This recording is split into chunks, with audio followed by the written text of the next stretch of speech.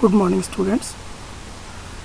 Today we are going to discuss sampling theorem. This sampling theorem belongs to last unit of signals and systems in your syllabus. आपका syllabus में ये आखिरी unit में है.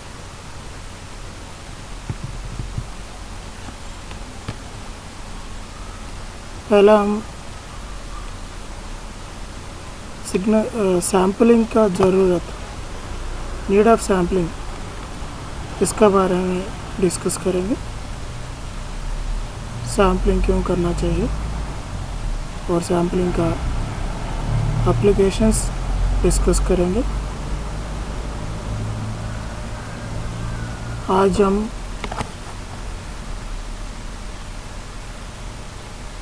बहुत सारे डिजिटल डिवाइसेस को देखते हैं, like computer. Most of these digital devices, they need digital signals. So these digital signals means they are like discrete in nature. They are discrete in nature, but actual message signals which are in the nature are the original signals. They are in the analogous form. Analog signals are like continuous signals, but in order to use these signals in digital devices, we need discrete signals. That means we need to obtain discrete time signals from the continuous time signals.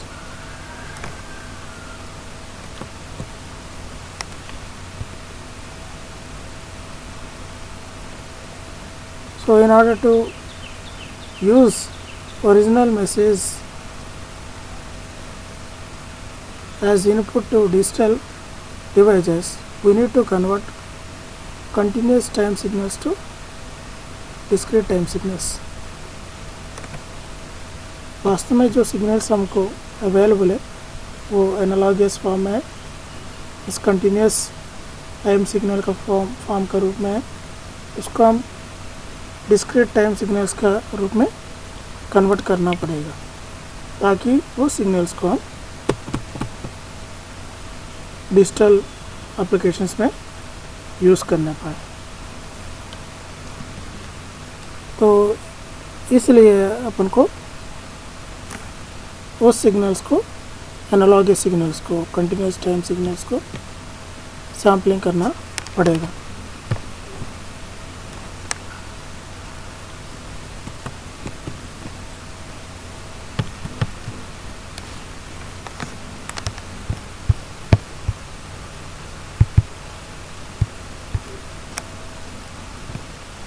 जो भी अभी तक मैंने बताया वही points यहाँ पर mention किया. Generally signals are analog in nature. Examples are speech, weather signals. To process the analog signal by digital means, it is essential to convert them to discrete time signals and then convert them to sequence of numbers. The process of converting an analog signal to digital signal is analog to digital conversion. The ADC involves 3 steps, which are sampling, quantization and reconstruction.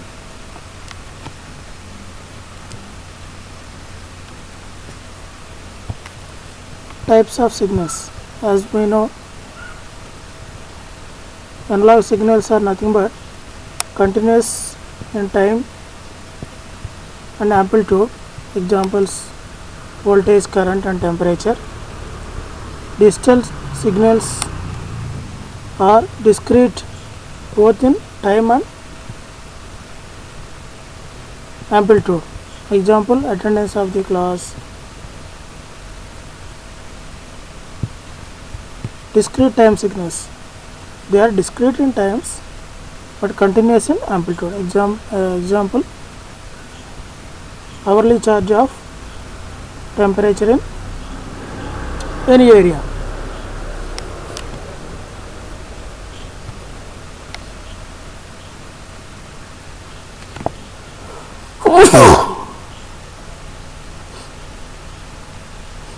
Sorry, sampling. During sampling process, a continuous time signal is converted into discrete time signal by taking samples of continuous time signal at discrete time intervals. In the equation form, we can say that x of n into ts is equal to x of t. T is the sampling interval here. T is the sampling interval and x of t is the analog input signal.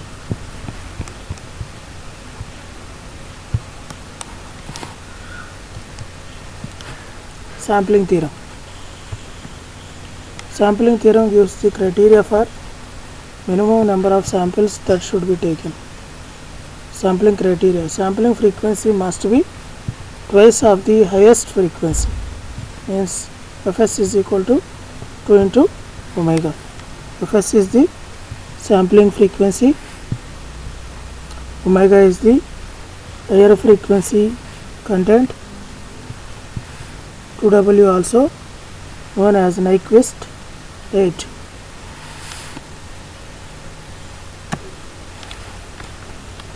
Nyquist rate is defined as the minimum sampling rate for the perfect reconstruction of the continuous time signal from samples. Nyquist rate is equal to 2 into highest frequency component, 2 into omega.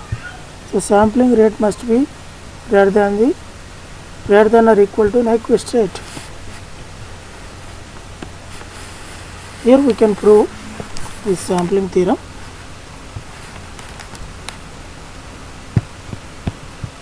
What is sampling?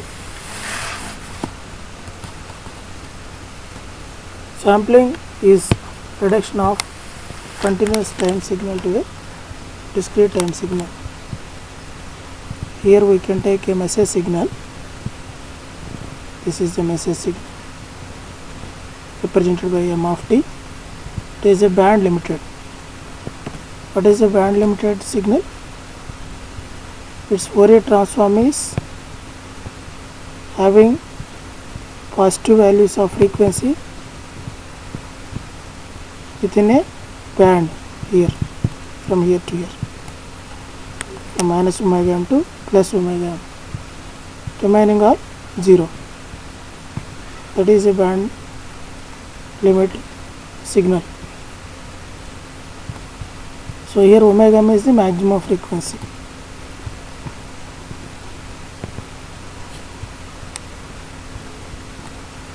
So if you want to sample this signal, you need another signal Ct and you need a sampler. It is like a multiplier. If you multiply these two signals, you will get sampled signal of our original message signal. So here this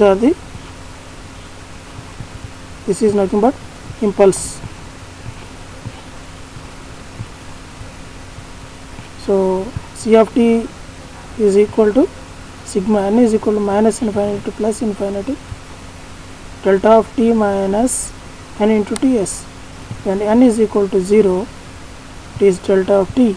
That means t is equal to 0, that is the impulse signal. So when n is equal to 1, this is the next signal, del of t minus ts. This unit impulse shifted towards right by time ts, like that when n is equal to 2. This is the next signal. when n is equal to -1, this is the impulse.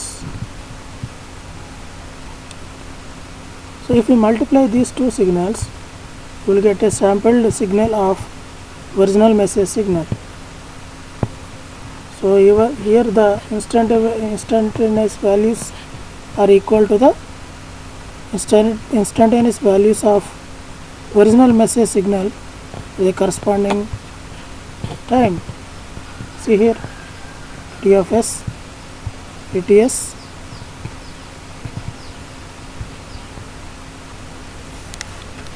So this sampled signal is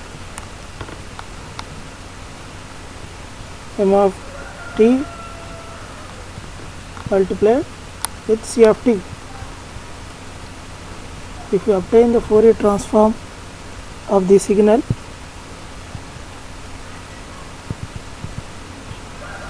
it will be s of omega. S of t is equal to m of t into c of t. If you obtain the Fourier transform from the formula, s of omega is equal to 1 by 2 pi into m of omega convolution c of omega.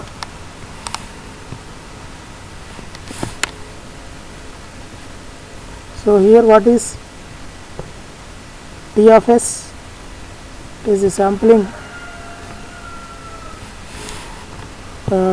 period. Omega s is equal to 2 pi upon Ts, sampling frequency.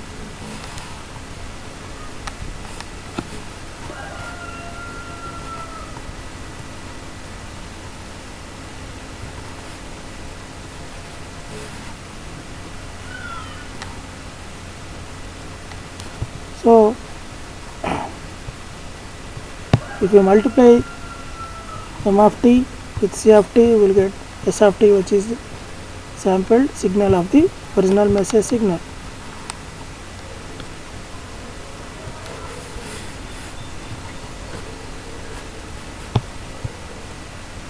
S of omega is equal to 1 by 2 pi to m of omega convolution omega s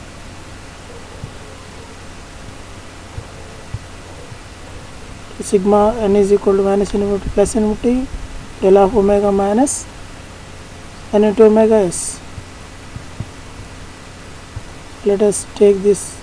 This is the equivalent of c of omega. Let us take omega s as common. This can be modified like this.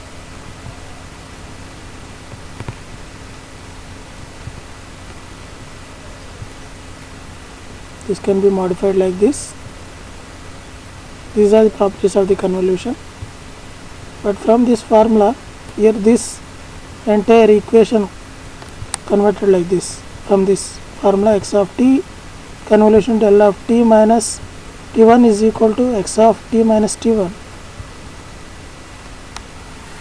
So s of omega is equal to 1 by ts into sigma n is equal to minus infinity to plus infinity m of omega minus n into omega s. So if you put n is equal to 0, we will get m of omega. N is equal to 1, we will get m of omega minus omega s. N is equal to minus 1, we will get this signal. So this, from this equation, we can obtain this waveform. So this is the m of omega, and this is the m of omega minus omega. This is the omega minus omega s here. This is the omega s.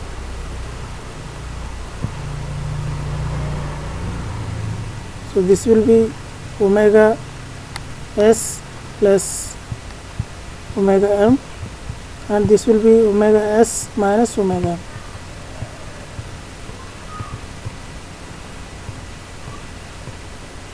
Here this is a guard band. So here if you make this broadband as 0, omega s minus omega m is equal to omega m. That means omega s is equal to omega m.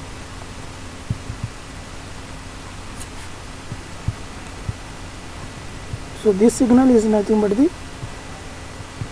our original SS signal.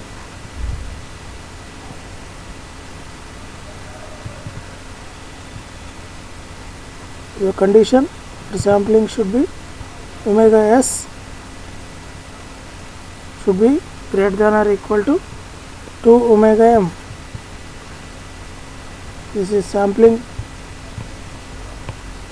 frequency should be greater than or equal to 2 into maximum frequency.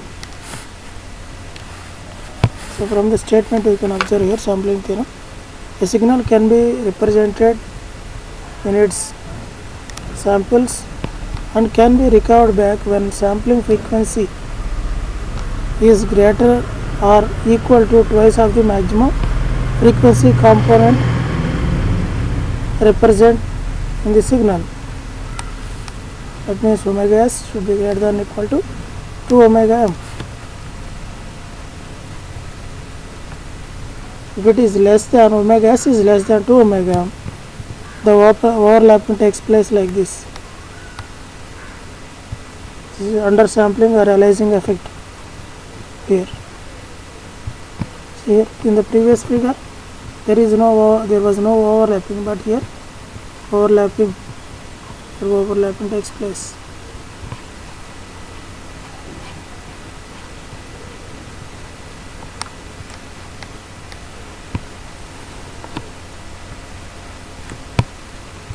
So effect of the aliasing or distortion, the data is lost and it cannot be recovered.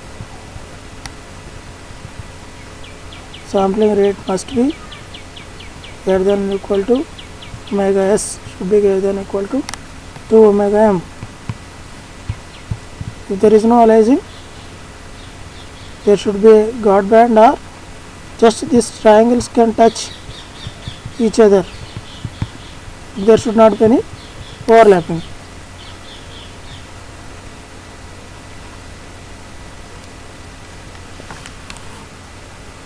You can see the problem.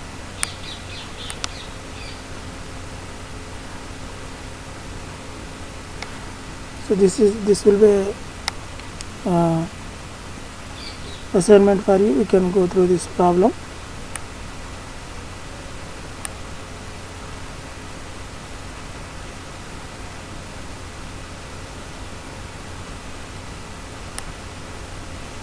Thank